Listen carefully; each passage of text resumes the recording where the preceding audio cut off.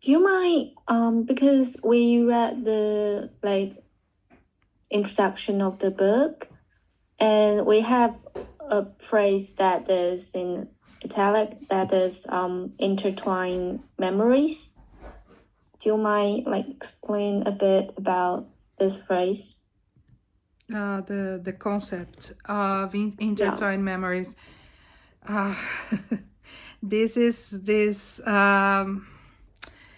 so the idea of intertwined memories essentially highlights how different generations within a family share their memories.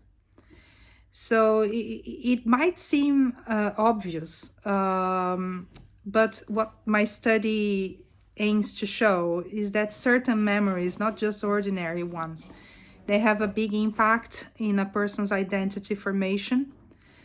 So intertwined memories is built upon another concept that is called post-memory. And I will briefly explain what post-memory is before explaining the intertwined one. So Hish is a scholar who created this idea of post-memory to describe the impact of traumatic memories from the Holocaust in younger generations who haven't experienced concentration camps, for example, themselves. And according to her, these historical traumas are carried over in their lives due to the stories that are passed down from their families and communities. So, for example, you have parents who survived concentration camps and endure starvation, for example, and their children would learn from the family stories not to waste food and behaving as if they had experienced starvation themselves, despite never actually experiencing it. So the idea of post-memory transmission is always one way. So it's like it comes from the older generation, like the parents or the grandparents' generation, and it's transmitted to the younger ones, children and grandchildren.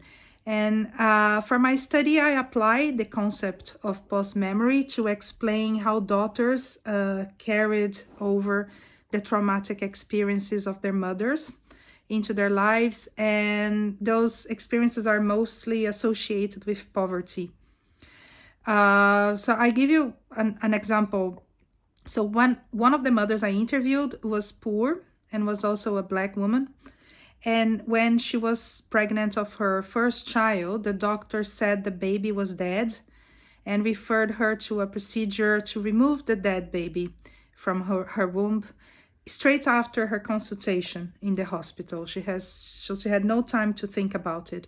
She was so scared and wanted to talk about the situation with her family that she left the hospital and never came back.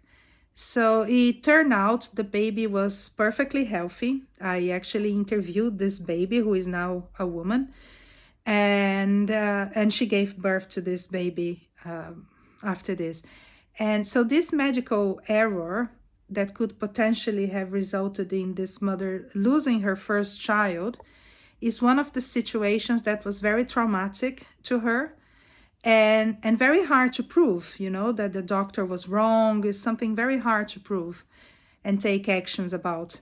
But there are several studies in Brazil and in the UK about disparities in medical care during prenatal and childbirth among white and Black women. In the UK, I think the studies are showing that Black women are 4 times more likely to die during pregnancy or childbirth comparing to white women. So it's not just in Brazil, but it's kind of structural racism everywhere. And this is a good example of post-memory, because when her daughter became pregnant, who is also a Black woman, she carried over a lot of fear about childbirth because of her mother's experiences. So she was kind of anticipating and suffering of anxiety because she was concerned of having the same experience of her mother. And even before she had the experience, before giving birth. So when she became pregnant, the daughter, because her life conditions were much better than the mother's, She could afford to have a home birth in Brazil. She hired a doula, who is a person who helps with the delivery, and had assistance during childbirth.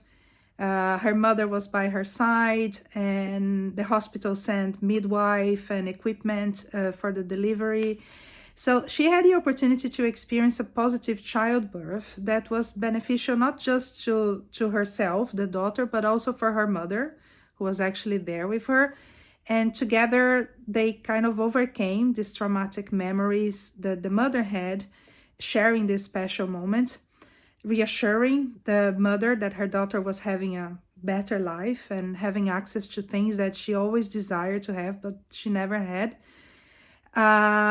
So what I noticed from those stories is that the concept of post-memory alone wouldn't explain these women's life stories, because it focuses on the traumatic memories only.